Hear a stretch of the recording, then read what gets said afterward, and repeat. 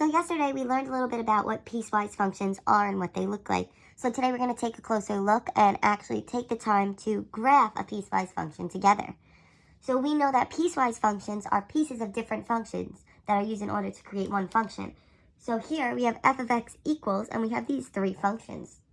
So my first function here is negative x minus 8. So what I'm going to do is I have a separate sheet of paper here to write my function on. So I'm going to write my first function, f of x, or y equals negative x minus 8.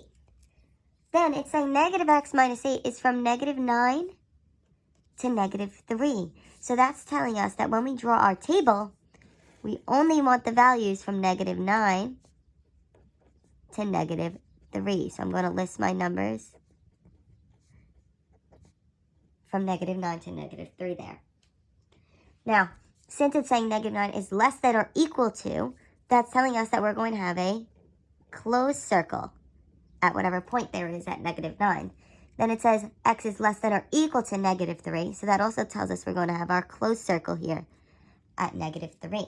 So now in order to fill out that table, I'm going to take out my calculator. And in my calculator, I'm going to go to y equals, and I'm going to type in negative x minus 8. And then go to the table and copy that down. So I have negative 9, 1, and I'm going to copy the rest down from there. So now once we've filled out that table, we want to graph these points. So here I have my graph. So I'm going to go to negative 9, 1, and here I'm going to put my big closed circle because I had that closed circle at negative 9, 1. Then I had negative 8, 0, negative 7, negative 1, negative 6, negative 2, and so on. Until I get to the negative 3, negative 5, I'm going to put my big closed circle there again. And then we're just going to take our straight edge and draw a straight line through those points. So once we graph that, then we want to graph the second part of our function. So here I have the negative x squared plus 4. So my second one is y equals negative x squared plus 4. And then we're going to need to figure out our table. But here, it's from negative 3 to 3. And then when we're looking here, negative 3 is less than or equal to. So that tells me I'm going to have a closed circle there. And then x is less than or equal to 3, which also tells me I'm going to have a closed circle there.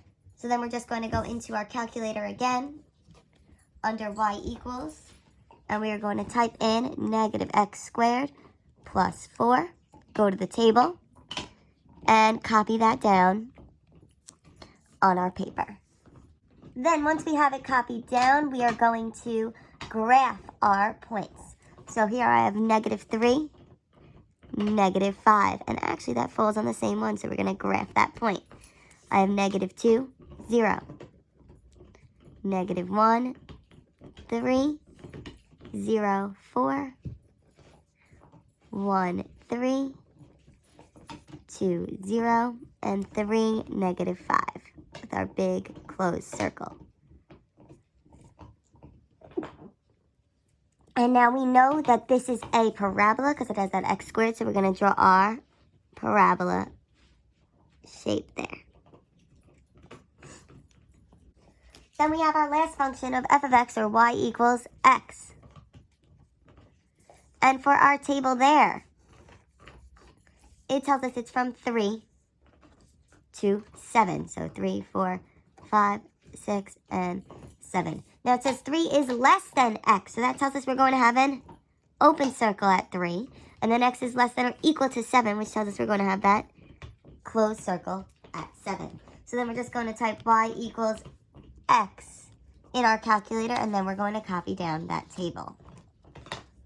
Alright, so then we need to graph our function. So we're going to go to 3, 3 and make sure that we have an open circle at 3, 3.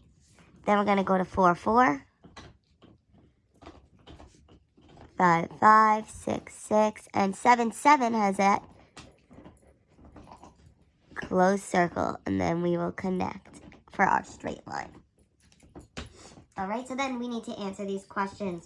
So we're looking to see, is this graph a function? So we should be able to tell if this graph is a function by using our vertical line test. So we're going to look and see, is this a function, yes or no? Well, are there any spaces where they intersect more than once? So if we draw a vertical line, is there any spot where anything happens more than once? And no, there's not a spot that it crosses more than once. So this tells us that it is a function because it passes the vertical line test. Then we want to look at our domain. So what is our domain? So looking at that graph, what's the furthest left that this function goes? Remember, domain is our x values. So what's the furthest left that this function goes? Well, it goes all the way to -9. And does it include that -9? Yes, so we have our bracket there. Then what's the furthest right that it goes? It goes all the way to 7. And does it include this 7? Yes, because it's a closed circle. So we have our bracket there. Now remember, another way we could write this is -9 is less than or equal to x is less than or equal to 7. Then we want to look for what our range is. And remember, range is all of our y values. So we're going to look how far down does this graph go. It goes all the way to -5. And since they are closed circles, we have a bracket. It includes that -5. And how far up does it go? It goes all the way up to 7. And does it include that 7? Yes, so we have that bracket. And remember, another way we could write this is -5 is less than or equal to y is less than or equal to 7. So then we want to see, do we have any x-intercepts? Where does it cross our x-axis? So my x-intercepts here would be x equals, and we would use our squiggly parentheses because we're talking about a set of x values. So it crosses at -8, at -2, and at a +2. Then we want to know, what are our y-intercepts, or where does it cross our y-axis? So we would have y equals, and the set is just 4. So then we need to find where the graph is increasing. So if we look at the graph, we notice that this happens in more than one spot. So from here to there, the graph is increasing. So that's from -3 to 0. So the graph is increasing from -3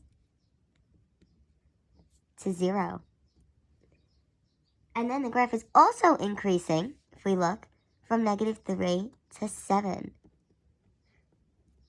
So there are 2 different spots where the graph is increasing.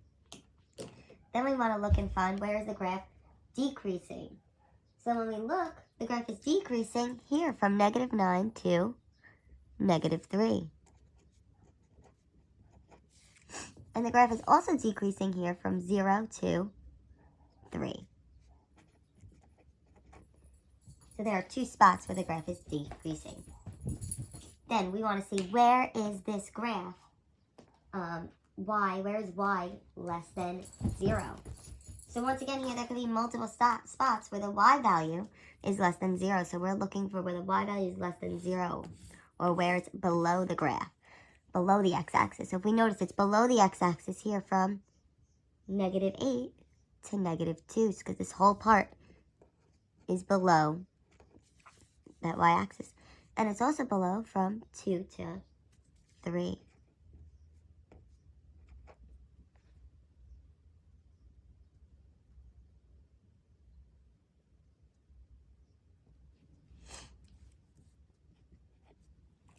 Alright, so then where is y greater than 0?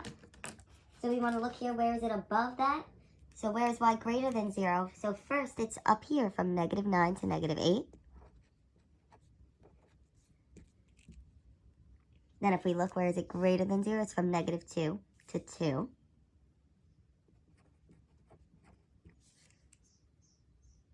And then it's also from 3 to 7.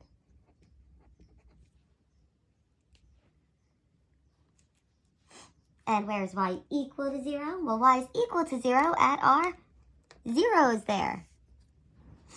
So our zeros were -8, -2, and 2.